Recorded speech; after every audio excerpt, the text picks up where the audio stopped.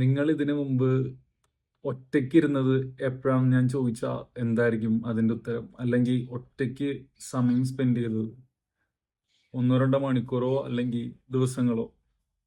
അതായത് ഒരു മുറിയിലകത്ത് അടച്ച് ഒറ്റപ്പെട്ടിരുന്നത് എപ്പോഴാണെന്നല്ല ചോദിച്ചത്. നമ്മൾ ഒറ്റപ്പെടൽ എന്ന് പറയുമ്പോൾ ലോൺലിനെസ് അല്ല ഞാൻ ഉദ്ദേശിക്കണേ. അതായത് ഇപ്പോൾ ഒരു 1000 പേരുള്ള സ്ഥലത്ത് പോയി നിന്നാലും ഒരാൾക്ക് ഒറ്റപ്പെടൽ ഫീൽ ചെയ്യാം. That's worse. ഞാൻ പറയുന്നത് being alone and being comfortable with that. കഴിഞ്ഞൊരു 6 മാസമായിട്ട് ഞാൻ ഫിഗർ ഔട്ട് ചെയ്ത കുറേ കാര്യങ്ങളുണ്ട്. ഒറ്റയ്ക്ക് ജീവിച്ച് തുടങ്ങിയ പിന്നെ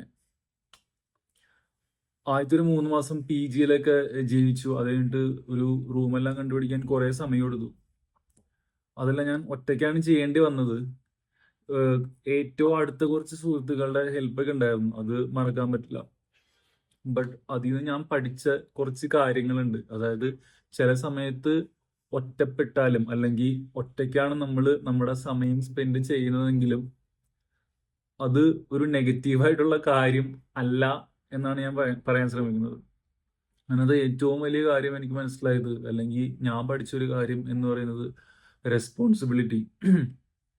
റെസ്പോൺസിബിലിറ്റി എന്താണെന്ന് എന്നെ പോലെ ഒരാൾക്ക്, വളർന്നു വന്ന ഒരാൾക്ക് സത്യം പറഞ്ഞാൽ യാതൊരു ഐഡിയ ഉണ്ടായിരുന്നില്ല. അതായത് ഒന്ന് കടയിൽ പോവുക, റേഷൻ കടയിൽ പോവുക, പച്ചക്കറി മേടിക്കുക, അരി മേടിക്കുക, അങ്ങനെയുള്ള കാര്യം ചെയ്ത് ശീലിച്ചിരുന്നില്ല.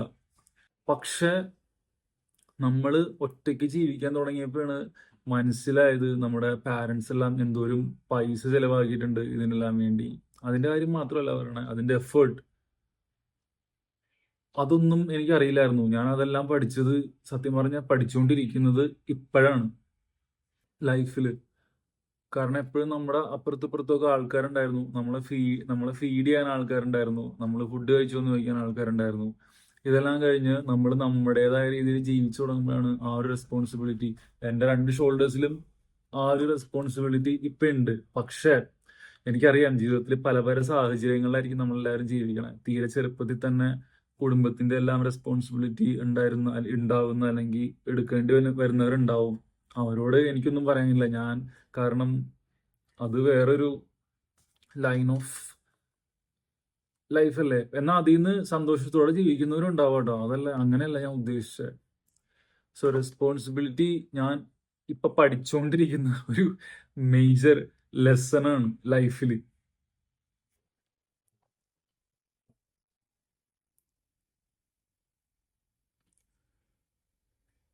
ബീങ് അലോൺ എന്ന ടോപ്പിക്കിലേക്ക് വന്നാൽ ഒറ്റയ്ക്ക് ഇരിക്കുന്നത് ഒരിക്കലും മാജിക്കലി നമ്മളെ ലൈഫിൽ എവിടെയെങ്കിലും എത്തിക്കോ, അല്ലെങ്കിൽ നമ്മൾ കോഡ്സിലും പിൻട്രസ്റ്റും എല്ലാം കാണുന്നത് പോലെ B alone, change your self, take 90 days എന്ന് പറയുന്ന കാര്യമല്ല ഞാൻ പറയണേ.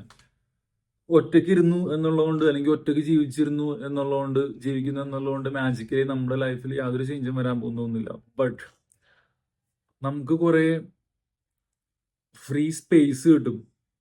ആ സ്പേസ് നമ്മളെങ്ങനെ യൂസ് ചെയ്യുന്നു, എങ്ങനെ ആ ടൈം ഫില്ല് ചെയ്യുന്നു എന്നുള്ളതനുസരിച്ചിരിക്കും. പക്ഷെ എന്നെ സംബന്ധിച്ചോളം പേഴ്സണലി എനിക്ക് അധികം വലിയൊരു ഫ്രണ്ട് സർക്കിളൊന്നുമില്ല. അപ്പൊ ഇന്നൊരു സാറ്റർഡേ ആണ്, എനിക്ക് പ്രത്യേകിച്ച് എവിടെയും പോകാനില്ല, മഴയാണ്, നല്ല സൂപ്പർ വെതറാണ്, നാട്ടിലെ പോലത്തെ ഒരു അവസ്ഥ. സോ ഞാൻ അത് ക്രിയേറ്റീവായിട്ടുള്ള കാര്യങ്ങൾ ചെയ്യാൻ സമയം കണ്ടെത്തുന്നതല്ല, സമയം എൻ്റെ കയ്യിലുണ്ട്. ഞാൻ അതിനു വേണ്ടിയാണ് കൂടുതൽ സമയം സ്പെൻഡ് ചെയ്യുന്നത്. ഇപ്പൊ ഞാൻ ഈ വീഡിയോ ഇവിടെ നിന്ന് സംസാരിക്കുന്നത് പോലും 1-2 കാര്യങ്ങളുണ്ട്. ഒന്ന്, ഇതെനിക്കൊരു പ്രൈവറ്റ് ലബോറട്ടറി പോലെയാണ്. അതായത് എക്സ്പെരിമെന്റിങ് വിത്തൗട്ട് എംബാരസ്മെന്റ്. കാരണം എനിക്കറിയാവുന്ന ആരും ഇത് കാണാൻ പോകുന്നില്ല എന്നാണ് എൻ്റെ വിശ്വാസം. അതിനുള്ള ചാൻസ് വളരെ കുറവാണ്. സോ ആ ഒരു ഫ്രീഡം എനിക്കുണ്ട്. കാരണം എനിക്കൊന്നും നോക്കേണ്ട കാര്യമില്ല. കാരണം there is no embarrassment. കാരണം ആരും കാണാൻ പോകുന്നില്ല. അത് തന്നെ ഞാൻ പോലും ചിന്തിച്ചു പോയി പറഞ്ഞുകൊണ്ടിരുന്നപ്പോ. കാരണം ഞാൻ മനസ്സിൻ്റെ ഉള്ളിൽ ചിന്തിക്കായിരുന്നു ആരെങ്കിലും കണ്ടാലോ എന്ന്. ബട്ട് അതിനുള്ള ചാൻസ് വളരെ കുറവാണ്. സോ ആ ഒരു എക്സ്പെരിമെന്റേഷൻ ചെയ്യാൻ ഞാനിപ്പോ ടൈം സ്പെൻഡ് ചെയ്യുന്നത് ഈ ടൈമിലാണ്. ഇപ്പൊ സാറ്റർഡേ ഒന്നും എനിക്ക് വർക്കും കാര്യങ്ങളൊന്നും ഇല്ല. അപ്പോ ഞാൻ വലിയ എഡിറ്റിംഗ് ഒന്നും ചെയ്തില്ലെങ്കിലും ഇത് എടുത്തു കഴിയുമ്പോൾ ചിലപ്പോൾ കട്ട് ചെയ്യേണ്ടി വരും. അതിനൊരു ആപ്പിൽ പോയി കട്ട് ചെയ്യേണ്ടി വരും. തംബ്നെയിൽ എന്തെങ്കിലും ഉണ്ടാക്കേണ്ടി വരും. അതെല്ലാം നമ്മുടെ ക്രിയേറ്റീവ് പ്രോസസ്സിനും നമ്മുടെ ബ്രെയിനിനെയും ഹെൽപ്പ് ചെയ്യുന്ന കാര്യങ്ങളാണ്. കാരണം ഞാൻ നേരത്തെ ഫ്രീ ടൈം എല്ലാം സ്പെൻഡ് ചെയ്യുന്നത് മറ്റു പല കമ്പൽഷൻസും സ്റ്റിമുലേഷൻസിനും അഡിക്റ്റഡ് ആയിക്കൊണ്ടാണ്. ഞാനിപ്പോൾ അത് ചെയ്യാറില്ല. അങ്ങനെ ഒരു സ്പേസ് എനിക്ക് കിട്ടുന്നത് ഞാൻ പലപ്പോഴും ടൈം ഒറ്റയ്ക്ക് സ്പെൻഡ് ചെയ്യുന്നതുകൊണ്ടാണെന്ന് ഞാൻ വിശ്വസിക്കുന്നു.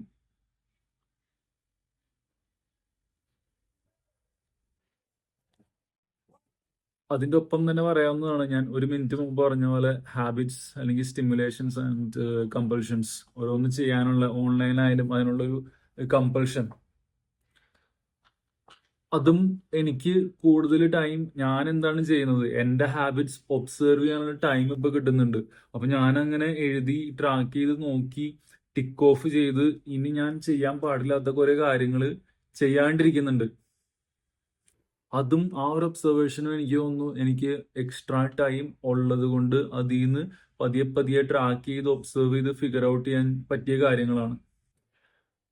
അപ്പോൾ ആ ഒരു ഒബ്സർവേഷനുള്ള ടൈമും എനിക്ക് കൂടുതൽ സമയം ഒറ്റയ്ക്ക് സ്പെൻഡ് ചെയ്യുന്നതുകൊണ്ട് കിട്ടുന്നുണ്ട്. ഞാൻ വീണ്ടും പറയുന്നു, ലോൺലിനെസ് എന്ന് പറയുന്ന സാധനം, ബീങ് അലോൺ എന്ന് പറയുന്ന സാധനം നമ്മൾ വേർതിരിച്ച് കണ്ടാലേ ഇത് മനസ്സിലാവുള്ളൂ.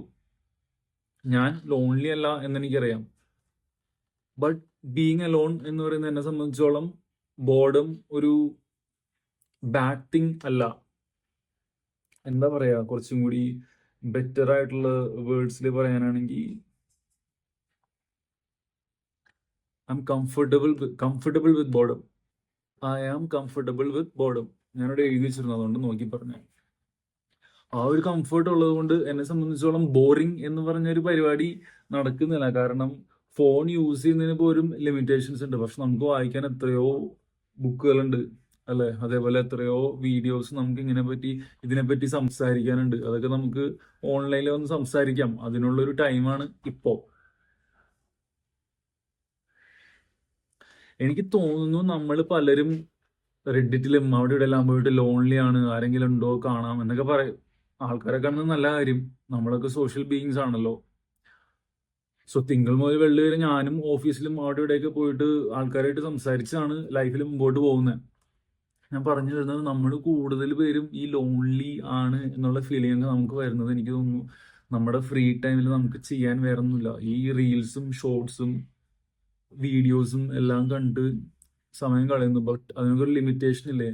അത് കഴിഞ്ഞ് നമുക്ക് വേറെ ചെയ്യാനില്ല, ക്രിയേറ്റീവ് എൻഡേവേഴ്സ് നമുക്കും ചെയ്യാനില്ല. So if I can suggest anything like this, being someone who went through something like this, ചുമ്മാ ഒരു ഫോൺ എടുത്തിട്ട് എന്തെങ്കിലും റെക്കോർഡ് ചെയ്യാം. നമ്മുടേതായ രീതിയിൽ മറ്റാരെയും ഇംപ്രസ് ചെയ്യാൻ വേണ്ടിയിട്ടല്ല, നമ്മുടെ ഓൺ ക്രിയേറ്റീവ് പ്രോസസ് നമുക്ക് എഡിറ്റ് ചെയ്യാം, തംബ്നെയിൽസ് ഉണ്ടാക്കാം, പോസ്റ്റ് ചെയ്യാം. സോ അപ്പൊ പിന്നെ അവിടെ ലോൺലിനെസ് എന്ന് പറയുന്ന ഒരു സംഭവമൊന്നുമില്ല. Being alone will be comfortable, boredom will be your comfort. Boredom എന്ന് പറഞ്ഞാൽ വാക്കിന് പിന്നെ മീനിങ് ഒന്നും ഉണ്ടാവില്ല. പക്ഷെ ഇപ്പൊ എനിക്ക് തോന്നുന്നു Saturday Sunday what did you do എന്നൊക്കെ ആരെങ്കിലും ചോദിച്ചു കഴിഞ്ഞാൽ എന്തെങ്കിലും പറയാനുള്ള ഒരു ഏർജാണ് നമുക്ക്. ഞാൻ അവിടെ പാർട്ടി ഇവിടെ പാർട്ടി, അതൊന്നും ഒരു തെറ്റല്ല. But why not sometimes be alone. Thank U.